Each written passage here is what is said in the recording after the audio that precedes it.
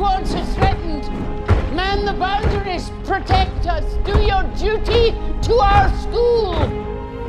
Hello there, I'm Take. Hi, I'm Matt. So today we're looking at the accent of Professor McGonagall. Take, where is Professor McGonagall from? Scotland. Scotland! Yeah. So last time we looked at the West Country accent with Hagrid. And this time we're going to look at the Scottish accent with Professor McGonagall. However, the actress Maggie Smith is not from Scotland. Do you know where Maggie Smith is from? Essex? Yes, you are correct. So in this case, when she was playing as Professor McGonagall, she was using a Scottish accent. In this case, I would say it's kind of a standard Scottish accent, almost a soft Scottish accent. And I wonder if this was a deliberate take from Maggie Smith to make McGonagall more inclusive and understandable. Because as we have seen many times when we've reacted to Scottish accents, they're very difficult to understand. But I would say Professor McGonagall is quite understandable. Yeah, that's what I thought. So let's have a look at some different things that Maggie Smith did to do the Scottish accent. Alright, so we're going to look at the first clip. Taki's going to talk or guess what the Scottish part is. I warn you, this could be a wee bit of a shock. Of course I think remember you know this one, yes. Yeah. Wee bit a shock, right? Yes, Yeah. wee bit of a shock. Scottish has its own local dialect, own vocabulary terms. So in this case, wee means A little? a little, yes. Other common terms that you would hear when you hear Scottish accents, I means yes. Isn't it like pirate? Kind of, yeah, Yeah. kind of. But we don't really hear this from McGonagall. My feeling is this is more of a deliberate choice to make it more understandable. I warn you, this could be a wee bit of a shock. Okay, so let's move on to another clip. So for this clip, we're in the Chamber of Secrets. We're going to have another look at another way that Maggie Smith did the Scottish accent. Now it's your turn. Well, who would like to go first? Ah, Mr. Weasley. 1, 2, 3, Ferraverto. 1, 2, 3, Saradarto. What do you think was distinctive about her accent in this scene? 1, 2, 3? And there's one more before that. I'll do it one more time. Yeah. Now it's your turn. Well, who would like to go first? Ah, Mr. Weasley. 1, 2, 3, Ferraverto. Who'd like to go first? First? Yeah. Really? Yes. So in this case, Scottish is known to be rhotic, which means that the R sound is pronounced clearly. In English, more subtle with our pronunciation of the R sound. But in this case, first and three, almost like a trill, like a the. Couldn't recognize. No, it's very subtle, it's very mild, and often a lot of the things that she does is kind of mild. Now it's your turn. Well, who would like to go first? Ah, Mr. Weasley. 1, 2, 3, Ferraverto. I have one more clip of this to kind of look at it. But Professor, I thought if you signed it, then I could go. I can't. Only a parent or a guardian can sign. Since I am neither, it would be inappropriate. Inappropriate? Inappropriate. Yeah. Almost a trill in this part. It's like non-English native speaker tries to speak English kind of accent. And not Japanese. I don't know, maybe Italian? Okay. Well, yeah, they trill the R's. Yeah. In like those languages. Almost like that kind Yeah. of sound. West Country accent too, right? Yes, as Instead of well. Dumbledore. Yeah, Dumbledore. Door. Yeah. Yeah. But Professor, I thought if you signed it, then I could go. I can't. Only a parent or a guardian can sign. Since I am neither, it would be inappropriate. Right, let's have a look at another way that Maggie Smith does the Scottish accent. Right. This clip, we're looking at the Philosopher's Stone, and they've just arrived at Hogwarts. Welcome to Hogwarts. Done. That's That's it? That's it. This one is really subtle, so I'm going to play it one more time. Yeah. Welcome to Hogwarts. Well, welcome to... To? Not the two. Welcome? Yeah. We've only got 3 words to go for. but I have no idea which part is Okay. really Scottish. In this case, it's the welcome. The L sound is very clearly pronounced. How? It's really difficult to hear. Welcome. Welcome. Wow, okay. Yeah. Welcome. Welcome. I don't pronounce the L sound very welcome. But yeah, it's really difficult. There's not much to work with this on this. Welcome to Hogwarts. Alright, let's have a look at another clip. Okay. So, we're going to look at 2 clips for this one. There's something I want you to focus on in this clip and then the next clip as well. Alright, so let's look at the first clip. In this case, we're looking at, I think it's the Half-Blood Prince, and McGonagall's talking to the trio again, as she always does. They look so miserable in this scene, don't they? Why is it when something happens, it is always you three? I don't know. This one was really difficult, which is why I found a second clip. I'm going to play one more time. We're looking at the middle of the sentence. Okay. Why is it when something happens, it is always you three? First, I love her accent. Yes. And when something happens, it's always you three. I mean, the way she says three, The kind R, of like, the I R, like it. Yeah, it's the R sound And again. it goes up. Yeah, But 3. not that part, right? No. Oh, when something happens. Yep. I don't know. In this case, Scottish accent, the shortening of the vowels. So it's not happens. It's so subtle. And this is why I struggled with McGonagall's accent, because it's not a strong Scottish accent. Why is it when something happens, it is always you three? So I'm going to move on to the second clip where I think it's a little bit more clear. Okay. This boy will be famous. There won't be a child in our world who doesn't know his name. Exactly. This boy will be famous. Like, Yep. that part? Yeah, famous. Famous? Yeah, famous. It's kind of a little bit clipped, a little bit shortened. And then there won't be a child.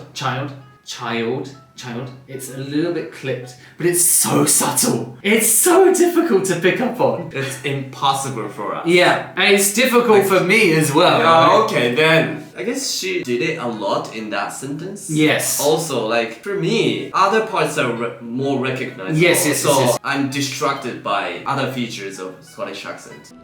This boy will be famous. There won't be a child in our world who doesn't know his name. Exactly. Okay, let's have a look at another clip. Okay, we're at the Deathly Hallows Part 2. We're actually going to look at 2 separate sections for this. The first section is looking at one particular point, and the second section is looking at another particular point. So, let's first start with the first section. Hogwarts is threatened. Man the boundaries. Protect us. Do your duty to our school. Oh, school? School! Yeah. So in this case, we're looking at the opposite of the clipped vowels. We're looking at the elongated of the vowels. We had this twice, actually, because we had duty, and school. Hogwarts is threatened. Man the boundaries. Protect us. Do your duty to our school. Alright, let's look at the second part. Okay. I've always wanted to use that spell. I like her. Yeah. This is my favorite McGonagall scene. Really? Yeah. I've always wanted to use that spell, right? Yeah. I love this. Yeah. Always? No. Wanted No. to No. use? Yes. Use. Can I listen to Yeah. it again? I've always wanted to use that spell. No. No. Impossible. Okay. It's just a regular, like normal use for me. So we're looking at the vowel sounds here. Something that's common in the Scottish accent is they use pure vowel sounds. So the technical name for this is avoiding using diphthongs. So diphthongs are where we have sounds created by 2 vowels together. In this case, the U's is kind of E-U sound. Use. But in this case, she's using a monophthong, which is a kind of an oo, just a pure O sound. So use. It's not use. I see. That's already new to me. Yeah, and I'll be honest, I hate the word diphthong and monophthong. I don't know how to pronounce those. I've always wanted to use that spell. Right, let's look at another clip. We have looked at this clip before. This is one of my favourite clips. Okay. Right, so let's look at my favourite clip of McGonagall. I will not have you in the course of a single evening besmirching that name by behaving like a babbling, bumbling band of baboons. I love it! What do you think is the important part of this? Not the last part? Babbling, bumbling band of baboons! Yeah, that part? Yeah, the whole thing. The whole thing? Yes. The B sound? Not the B sound. In this case, we're looking at the lowering of the intonation. Bambling, bumbling, band. And even when she says baboon, she goes baboons. It goes down. And this is kind of authoritative stance with her voice. She's putting her authority into her voice, which is quite common in the Scottish, is to put that lowering of the intonation. The whole sentence, you know. I will not have you in the course of a single evening besmirching that name by behaving like a babbling, bumbling band of baboons. The whole thing is down. Yeah. Right? Interesting. She's really like putting on the I am in charge, you listen to me, authority. I will not have you in the course of a single evening besmirching that name by behaving like a babbling, bumbling band of baboons. Right, let's move on to the last clip. We're looking at the Chamber of Secrets. Harry and Ron have just arrived after hitting into the Whomping Willow with the flying car, and they've got in trouble with Snape, and then McGonagall and Dumbledore have just turned up. We'll go and get our stuff then. What are you talking about, Mr. Weasley? What are you talking about, Mr. Weasley? Maybe what are you?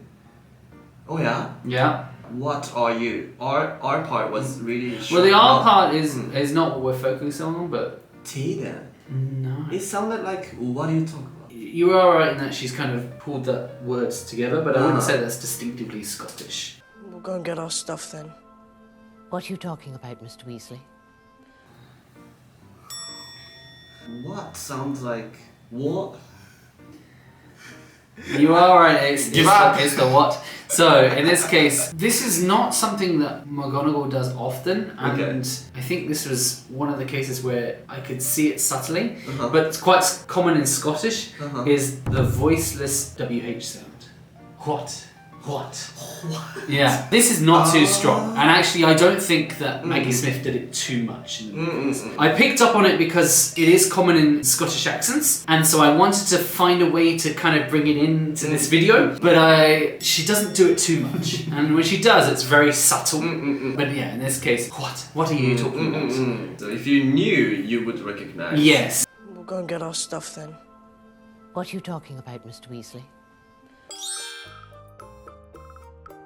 Alright, that was fun. Right, so let's summarize. Okay. So, the first thing we looked at was obviously we looked at the Scottish words. Again, we said these weren't common, so in this case she said about wee bit of a shock. And obviously we have other Scottish words, there's many more. Those are just the common ones. So next we were looking at the R sounds, in this case the rhotic sounds. So what was the words we looked at? First. Yep, first. Three.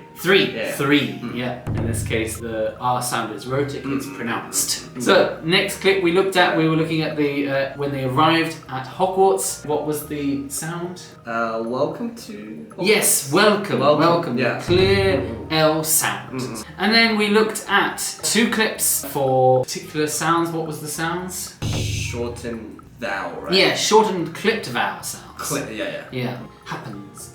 happened. Things. Child. Alright, and then we had the Deathly Hallows Part 2. She got to use her spell. We looked at 2 different things here. What was the first one? Duty.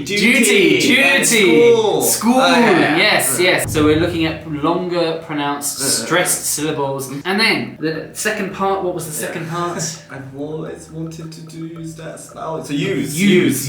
Yeah, we're looking at avoiding the diphthongs. I hate the word diphthongs.